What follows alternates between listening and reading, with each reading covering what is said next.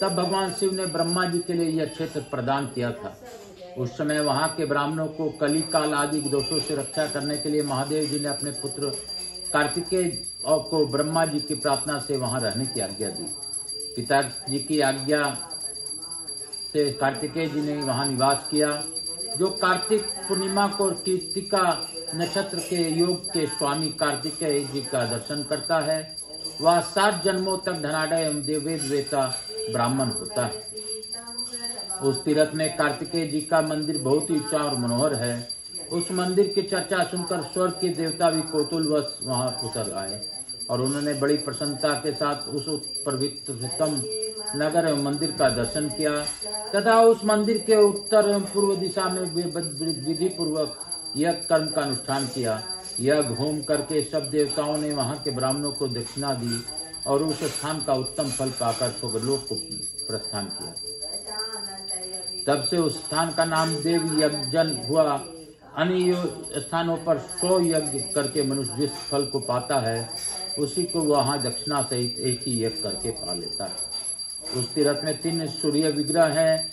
प्रथम का नाम मुंडीर, दूसरे का कालप्रिय तथा तीसरे का मूल स्थान है जो सब रोगों का नाश करने वाला है। भगवान सूर्य प्रातःकाल मुंडीर में, मध्याह्न के समय काल प्रिय में तथा संध्या के समय मूल स्थान में जाते हैं।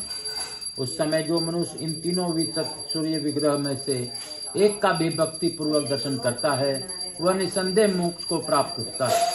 समुद्र के निकट विंटकपुर नामक उत्तम स्थान है जो समुद्र के उत्ताल तरंगों से आवृत होने के कारण ऊंची चारदीवारी से सुशोभित प्रतीत होता है। उस नगर में एक ब्राह्मण था जो पूर्व कर्म के फल से युवावस्था में ही कोढ़ी हो गया था। उसकी पत्नी अच्छे कुल में उत्पन्न सती साध्वी एवं सुशीला थी। वह अपने कोढ़ी पति को ही कामदेव से समान सुंदर देखती थी। पति के अच्छे होने के लिए ब्राह्मणी भांति भांति के बहुमूल्य एवं हितकर औषधियां ले जाती और उसके घावों पर लेप करती थी।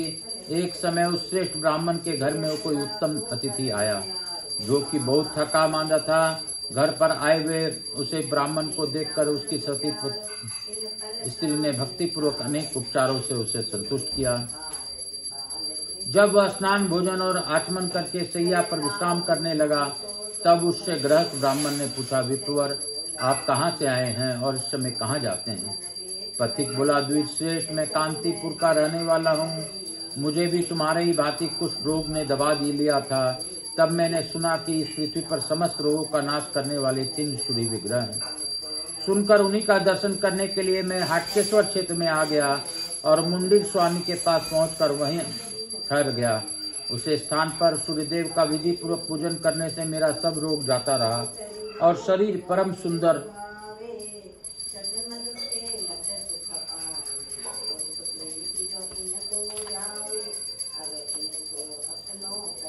हो गया। इस समय मैं वहीं से लौट कर आ रहा हूँ। द्विश्रेष्ठ तुम भी उस तीर्थ में जाकर वहां के 3 सूर्य विग्रहों की दर्शन करो जिससे कुष्ठ रोग का नाश हो जाए। आज मुझे तुम्हारे घर में अपने ही घर का आराम मिला है। अब मैं उस अपने नगर को जाऊंगा।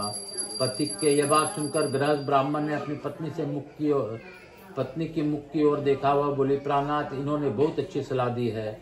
अतः जहाँ वे 3 सूर्य विग्रह उस स्थान पर सीधे चलिए, पर वो मैं भी आपके साथ सेवा में संलग्न रहकर चलूंगी। तदंतर उस ब्राह्मणों ने अपनी स्त्री के साथ मुंडीर स्वामी के निकट प्रस्थान किया और बड़े क्लेश से किसी तरह वहां हाटकेश्वर क्षेत्र में पहुंचा तथा अपनी पत्नी से बोले, प्रिय मैं रोग और भूख से बहुत कष्ट पा रहा हूँ। अतः मुंडीर स्वामी के सभी समीप तक चलने में असमर्थ हूँ, इसलिए यहीं पर अपना शरीर त्याग दूंगा। तुम कोई अच्छा साथ ढूंढकर घर लौट जाओ। स्त्री बोले, प्राण बदलाओ, आपके भोजन किए बिना मैंने कभी भोजन नहीं किया है। एकांत में भी जब तक आप लग जगह हैं मैंने कभी नींद नहीं ली है।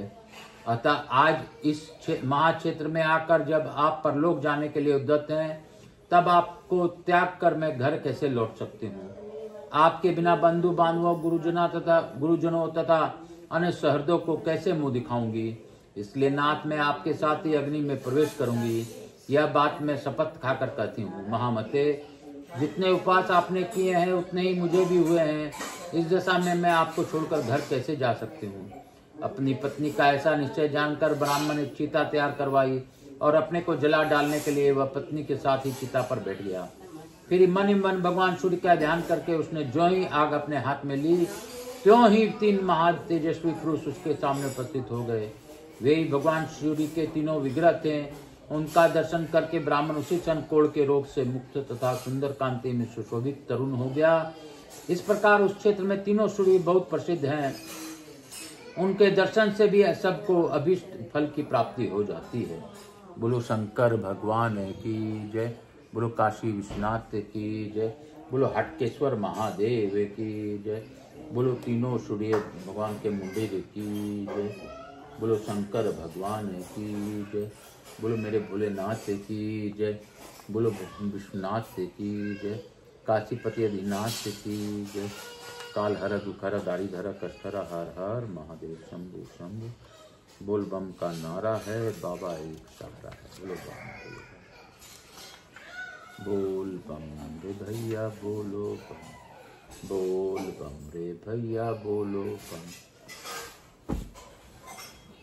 मैं आप सबको वंदन करते हुए, अपने भोलेनाथ का स्मरण करते हुए आज की कथा को यहीं पे विराम दूंगा और यही कहूँगा, भजाकर तू श्री शिवाय नमस्तुभ्यं, रटाकर श्री शिवाय नमस्तुभ्यं। जीवन का है ये सार, श्री शिवाय नमस्तुभ्यं, श्री शिवाय नमस्तुभ्यं। मैं लघु आरती करते हुए आज की कथा को यहीं पे विराम देता हूँ और मैं भोलेनाथ को धन्यवाद देते हुए इस कथा का कपूर गौरम करुणावतारम संसार सारम भुजगेंद्रहारम सदा वसंतम हृदयारविंदे भवम भवानी सहितम नमामि। श्री राम जय राम जय जय राम, श्री राम जय राम जय जय राम, श्री राम जय राम जय जय राम, श्री राम जय राम जय जय राम। आप सबको वंदन करते हुए, भोलेनाथ का स्मरण करते हुए मैं सभी देवी देवताओं को धन्यवाद देता हूँ। मैं प्रथम पूज्य देव गणपति गणेश जी महाराज, लक्ष्मी जी महाराज, रिद्धि सिद्धि शुभ लाभ कुबेर जी महाराज से अनुरोध करता हूँ कि आप सभी लोगों को आशीर्वाद प्रदान कर हमारे यहाँ निवास रहकर अखंड कृपा बनाएं। आवाहित समस्त देवी देवताओं से अनुरोध करता हूँ कि आप सभी लोगों को आशीर्वाद प्रदान कर अपने स्थान को गमन करें, पुनः बुलाने पर पधार कर आशीर्वाद दें। मैं अपने भोलेनाथ मैया पार्वती को बार बार धन्यवाद देता हूँ और देता रहूँगा। बाबा आपकी ही कृपा से मैं कथा कर पा रहा हूँ। बाबा अगर मेरे में कोई क्षमता नहीं है, यही सत्य है, और मैं तो बस आपका बच्चा हूँ, आपके निर्देशों का पालन करता हूँ। मुझसे जो बन पड़ती है मैं वह कथा पढ़कर आपके समय आपके चरणों में अर्पण करता हूँ। आप इससे प्रसन्न होकर आप अपनी अखंड कृपा बनाए रखिए। मैं अपने पितर पितरानी और श्रोताओं के पितर पितरानी का भी धन्यवाद देता हूँ। मैं समस्त देवी देवताओं को धन्यवाद देते हुए, भोलेनाथ जी को स्मरण करते हुए, मैया पार्वती को धन्यवाद देते हुए और जो भी मेरी इस कथा के लिए सहायता करते हैं उन सभी को धन्यवाद देते हुए, मेरे सब्सक्राइबरों को धन्यवाद देते हुए आज की कथा को यहीं पे विराम दूंगा और यही कहूँगा कि जितना हो बाबा भोलेनाथ का स्मरण कीजिए। अभी के काल में श्रावण मास में एक बार एक नाम लेने का फल 1000 गुना है, यानी एक नाम बराबर 1000 नाम अन्य दिनों की उपेक्षा मिल जाती है। इसलिए ज्यादा से ज्यादा शंकर भगवान का नाम जिस भी विधि से लेना हो लीजिए। मेरे भोलेनाथ तो दयालु हैं, दया सिंधु हैं, सभी पर कृपा करते हैं और करते रहेंगे। काल हर दुखहर दारिधर कष्टहर हर हर महादेव शंभु शंभु। बोल बम का नारा है, बाबा एक सहारा है।